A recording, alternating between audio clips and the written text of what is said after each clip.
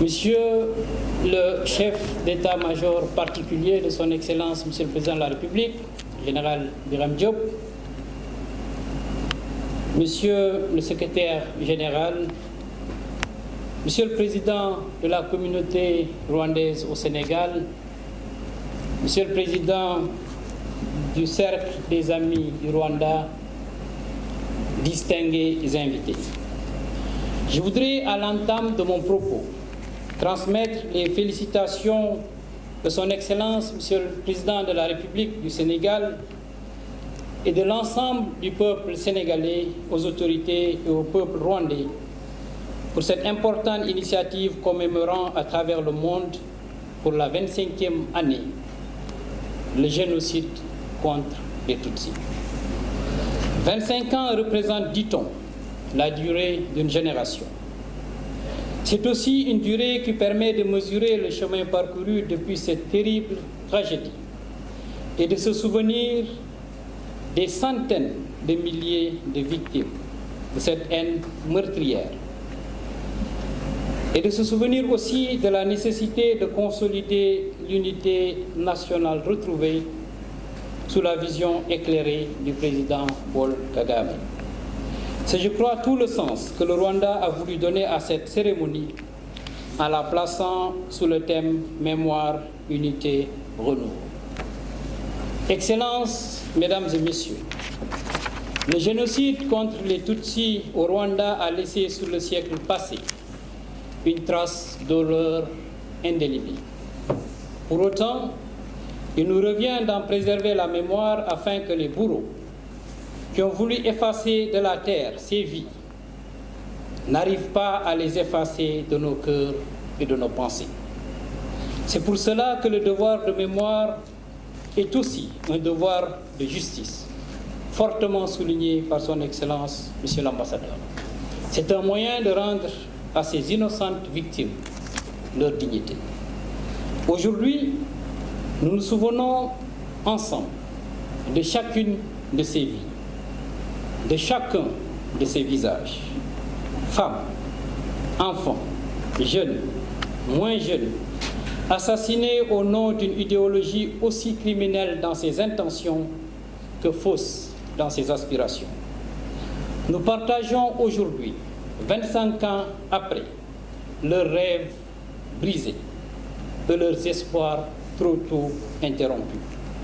Nous partageons également la douleur des familles et du peuple rwandais, cette douleur qui est aussi celle de tous les Africains. Le devoir de mémoire est aussi un gage de paix, car qui ne se souvient des erreurs du passé est condamné à les répéter. Aussi est-il important que l'histoire du génocide soit connue et partagée, pas seulement dans les lieux de mémoire comme ici aujourd'hui, mais aussi dans tous les lieux où l'on forge l'esprit, le caractère et la conscience de la jeunesse. Cette éducation est d'autant plus indispensable que l'histoire récente nous offre de nombreux exemples où les préjugés, l'ignorance, les pièges identitaires menacent la paix et la sécurité des familles, des communautés et des nations tout entières.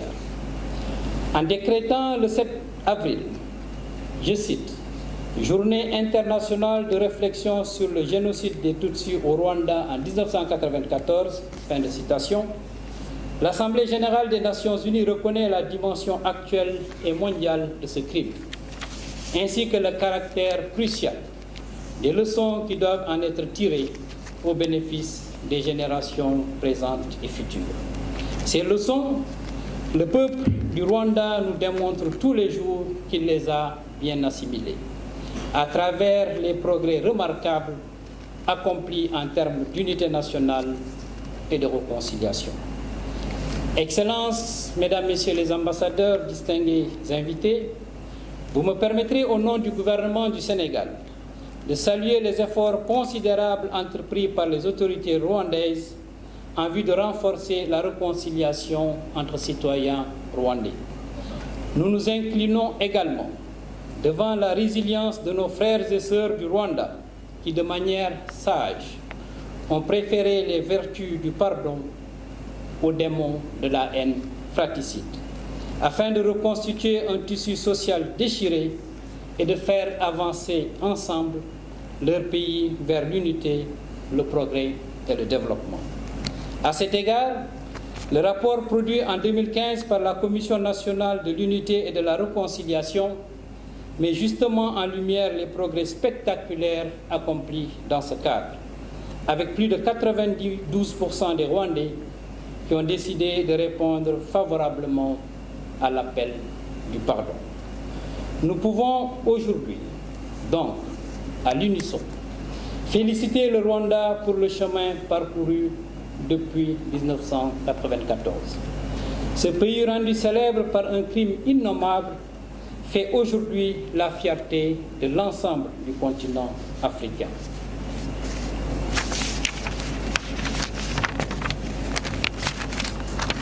Je voudrais aujourd'hui dire que le Sénégal a toujours été et sera toujours aux côtés du Rwanda.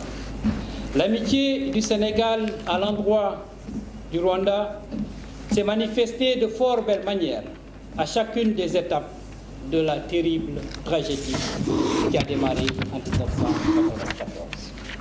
En effet, de valeureux fils du Sénégal, épris de paix et attachés à la sacralité de la vie humaine, ont été au quotidien aux côtés du peuple rwandais pour d'abord prévenir et stopper le génocide et ensuite rendre justice aux innocentes victimes.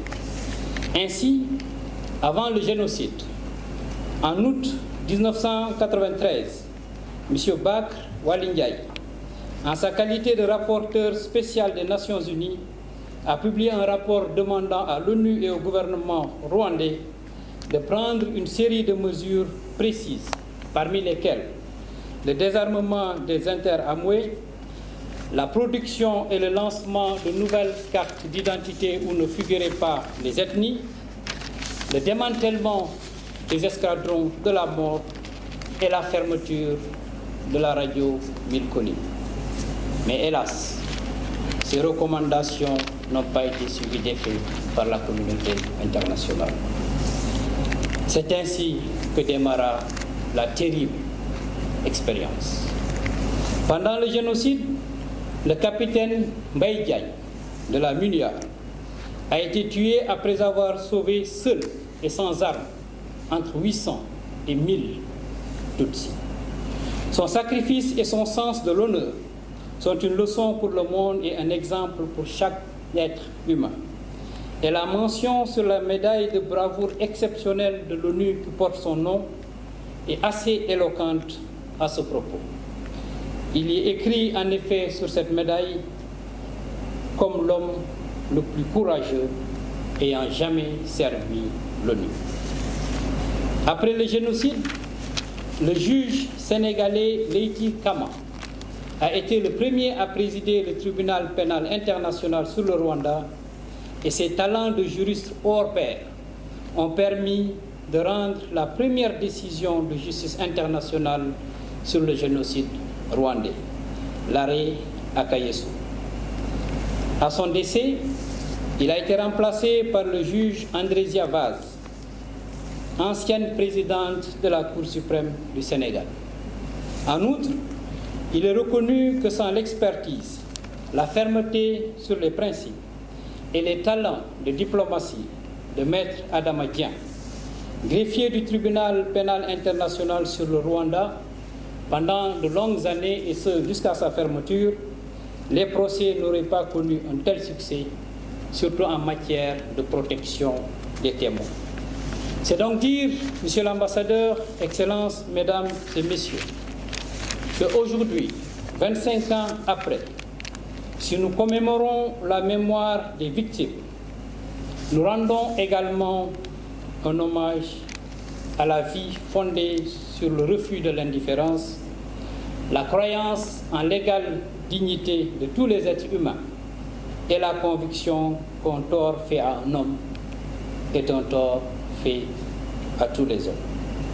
Nos prières, donc, vont à toutes les victimes du génocide contre les Tutsis. dont les noms resteront à jamais gravés sur nos mémoires. Nous ne les oublierons jamais. Je vous remercie de votre aimable